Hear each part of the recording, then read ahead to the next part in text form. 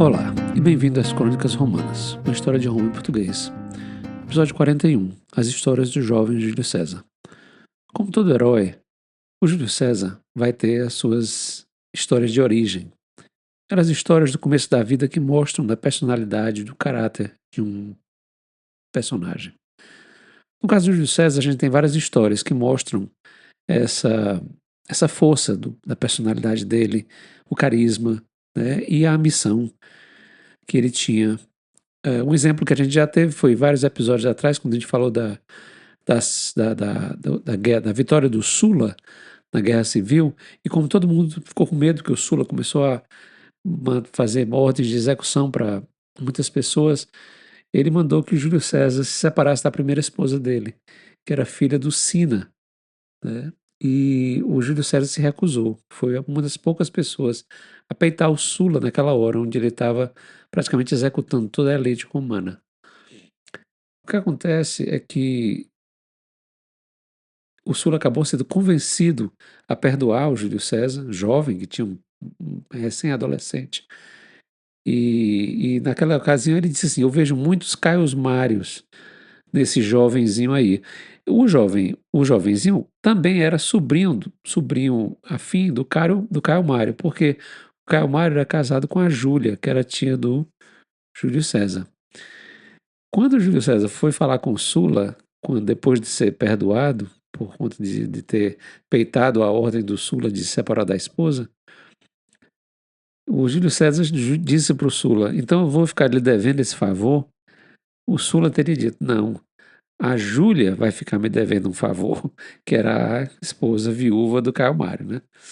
Então, por conta dessa história, o Júlio César acabou saindo de Roma, nesse começo aí da vida adulta dele, e aconteceram duas histórias importantes para mostrar o caráter dele nesse momento. A primeira é que ele foi tentar negociar com o rei da Bitínia, que era aquele reino ali que fica onde hoje é Constantinopla. E lá tinha o rei Nicomedes IV.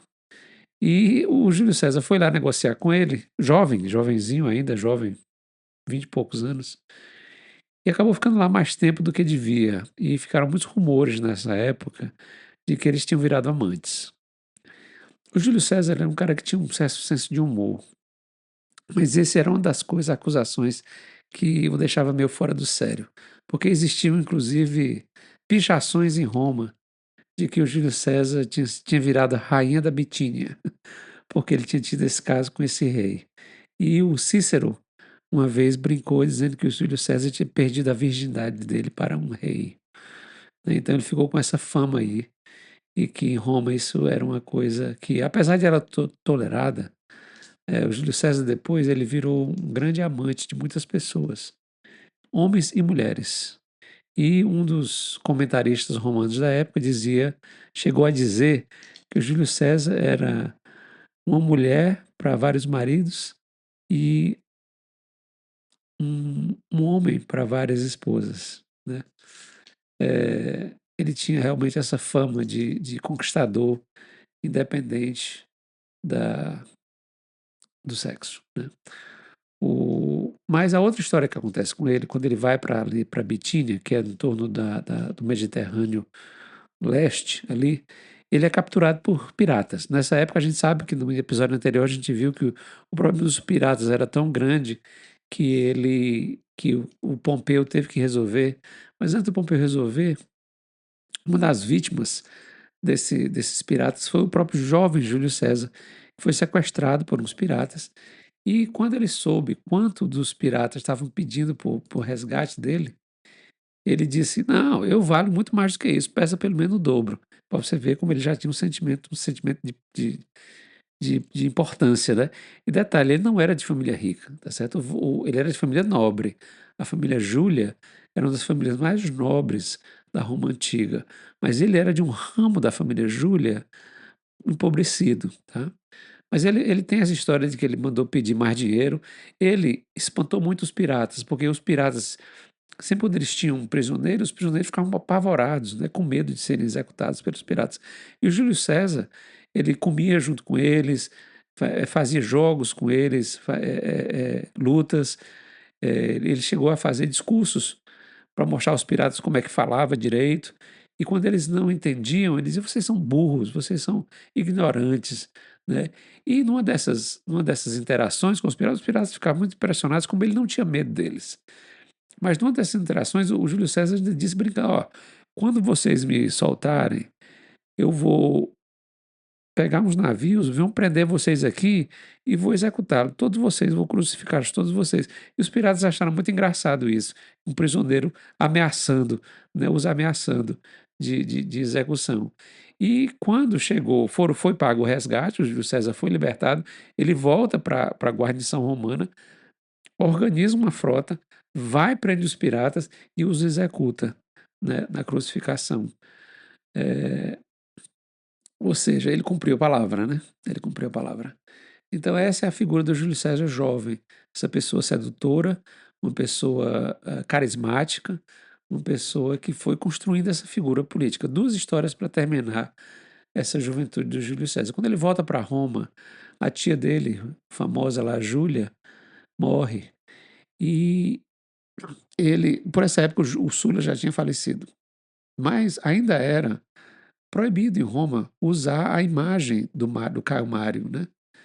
Mas o Júlio César desafia essa proibição, tá certo? E no enterro da tia dele, Júlia, ele como o chefe da família, porque como o Caio Mário tinha falecido, o pai do Júlio César faleceu quando ele era quando ele tinha 12, 14 anos. Então ele praticamente não teve pai. Eh, então ele era o chefe da família, apesar de muito jovem. Ele era o chefe da família Júlia nesse momento. Ele vai, faz o enterro da tia dele famosa, da tia dele Júlia, e levam a imagem do Caio Mário. E quando as pessoas de Roma veem aquela imagem do Caio Mário, que fazia mais de 10 anos que ninguém via, eles relembram a força política do Caio Mário.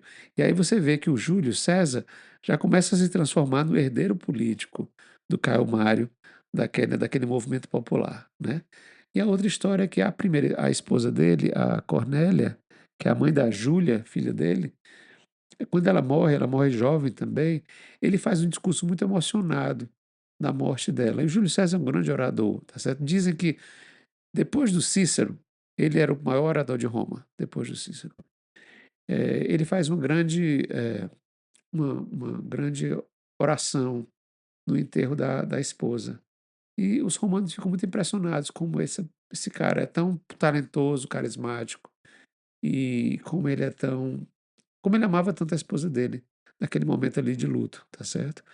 Então ele vai mostrando aos poucos quem ele é, a força da personalidade e a força da sua do seu carisma, tá certo? No próximo episódio, a gente vai ver como o Júlio César se utilizou da rivalidade entre o Pompeu, o grande general de Roma na época, e o Crasso, o mais rico de Roma, para criar o primeiro triunvirato, tá certo? Então a gente vai partir para a próxima etapa política do Júlio César, onde ele já não é mais esse jovem, né, carismático e talentoso e ambicioso, mas ele começa a se colocar como o grande político, a estrela em ascensão na vida política de Roma e no fim da República.